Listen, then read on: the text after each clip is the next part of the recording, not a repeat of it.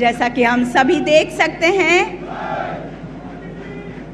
साईनगर शिरडी जाने वाली छत्रपति शिवाजी महाराज टर्मिनस मुंबई से लेकर साईनगर शिरडी के बीच चलने वाली देश की 10वीं वंदे भारत एक्सप्रेस का शुभारंभ हो चुका है। मुंबई से शिरडी पहुंचकर साईं बाबा के दर्शन लेकर उसी दिन वापसी की ये सुविधाजनक यात्रा, विशेषता ये है कि घाट सेक्शन में इस गाड़ी को एक्स्ट्रा इंजन लगाने की बिल्कुल ही ज़रूरत नहीं है। प्रगति की जीवन रेखा, विरासत के साथ विकास, ये कहना निश्चित ही उचित होगा।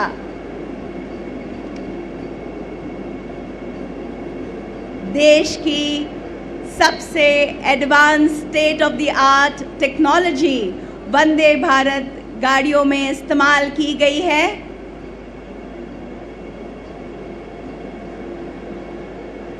अत्यंत आरामदायी ऐसी ये यात्रा होगी, इसके बारे में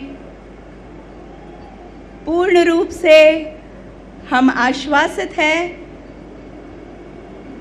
और सबसे अनोखी बात तो ये है कि आज तक जो 8 वंदे भारत गाड़ियां भारत में चल रही थी, वे एक राज्य से शुरू होकर दूसरे राज्य जाती थी, पर आज ये 2 ट्रेन्स जो मुंबई से चली हैं, वे महाराष्ट्र के एक शहर से शुरू होकर महाराष्ट्र के ही दूसरे शहर में पहुंचेगी और वहां से वापस आएगी। ये बहुत ही अनोखा पल है, महाराष्ट्र के लिए बड़ी सौगात है। बहुत बहुत धन्यवाद।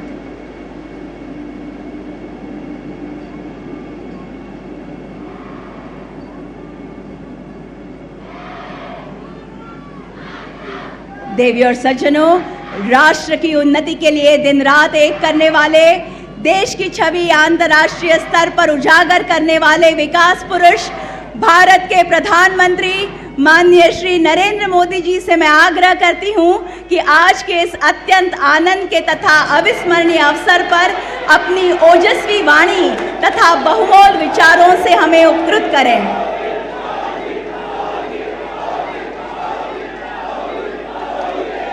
भारत माता की, भारत माता की, भारत माता की।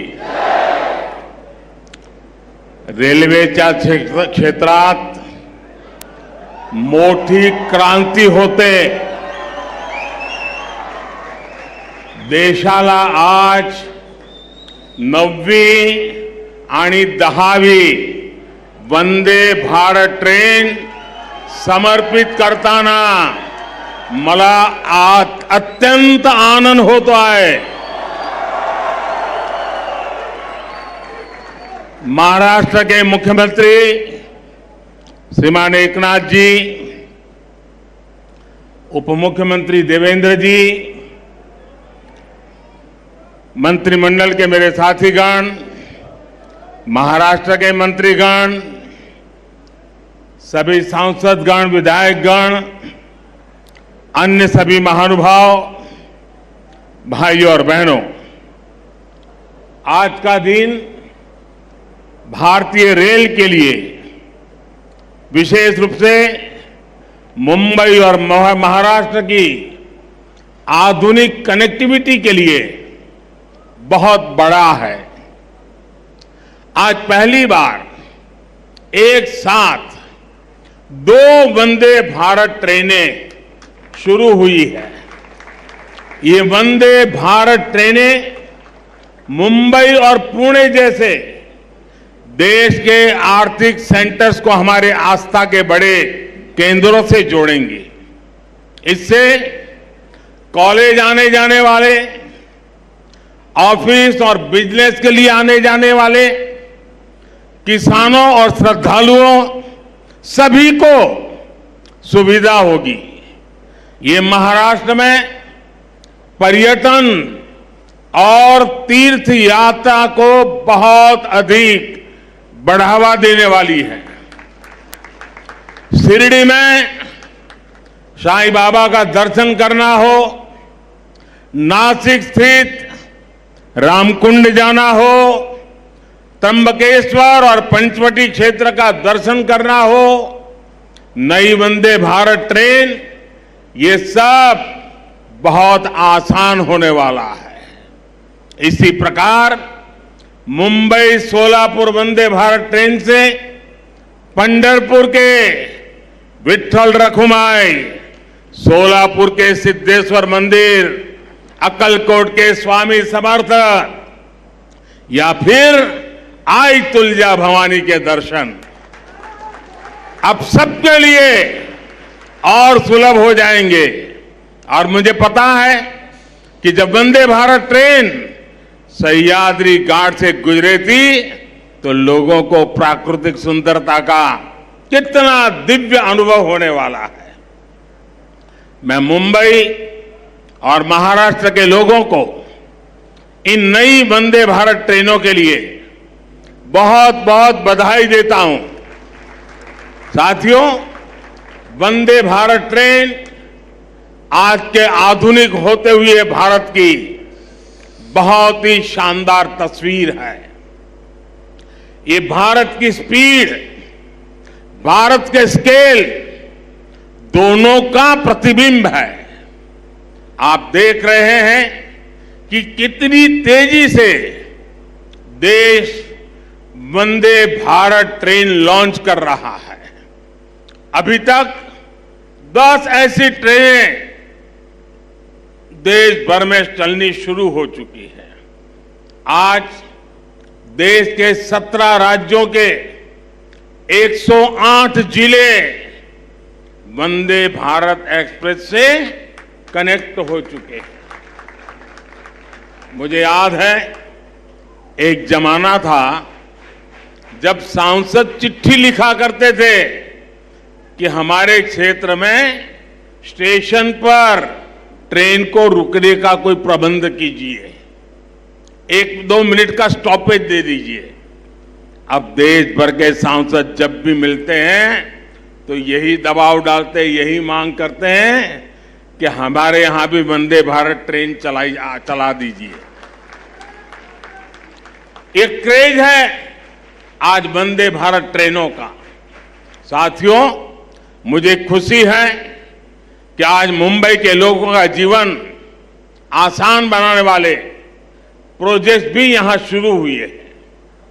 आज जिस एलिवेटेड कॉरिडोर का लोकार्पण हुआ है वो मुंबई में ईस्ट वेस्ट कनेक्टिविटी की जरूरत को पूरा करेगा। मुंबई के लोगों को बहुत दिन से इसका इंतजार था। इस कॉरिडोर से हर रोज 2 लाख से ज्यादा गाड़ियां गुजर पाएगी और लोगों का समय भी बचेगा। अब ईस्टर्न और वेस्टर्न सबर्बन इलाकों की कनेक्टिविटी इसके कारण बेहतर हो गई है। कुरार अंडरपास भी अपने आप में बहुत अहम है। मैं मुंबईकरों को इन परियोजनाओं के पूरा होने पर विशेष बधाई दूंगा। साथियों, 21वीं सदी के भारत को बहुत तेजी से अपने पब्लिक ट्रांसपोर्ट सिस्टम को सुधारना ही होगा। जितनी तेजी से हमारा पब्लिक ट्रांसपोर्ट सिस्टम आधुनिक बनेगा, उतना ही देश के नागरिकों की ईज ऑफ लिविंग बढ़ेगी, उनकी क्वालिटी ऑफ लाइफ में सुखद सुधार होगा। इसी सोच के साथ आज देश में आधुनिक ट्रेनें चलाई जा रही हैं, मेट्रो का विस्तार हो रहा है, नए नए एयरपोर्ट्स और पोर्ट्स बनाए जा रहे हैं।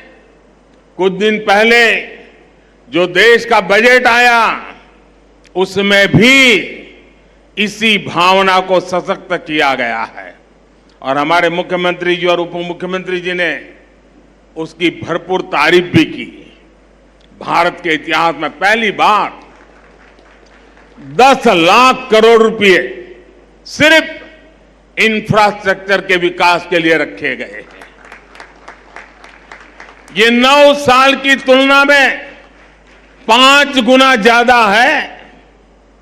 इसमें भी रेलवे का हिस्सा लगभग 2.5 लाख करोड़ रुपए का है।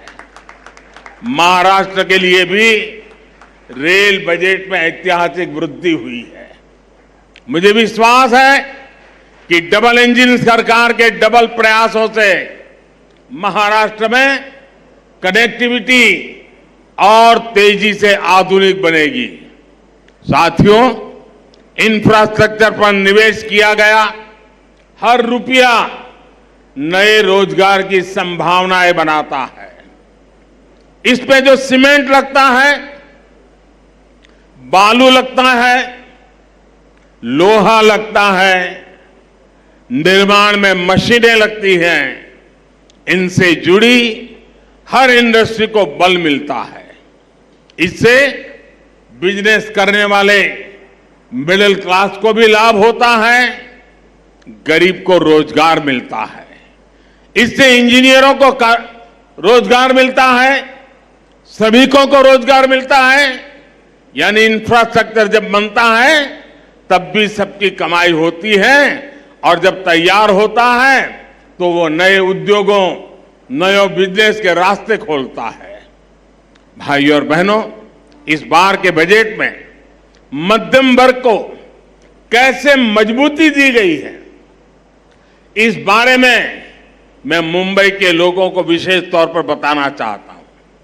चाहे सैलरीड क्लास हो या व्यापार कारोबार से कमाने वाला मध्यम वर्ग, दोनों को इस बजट ने खुश किया है। आप देखिए, 2014 से पहले तक क्या हाल था। जो भी व्यक्ति साल में 2 लाख रुपए ज्यादा कमाता था, उस पर टैक्स लग जाता था।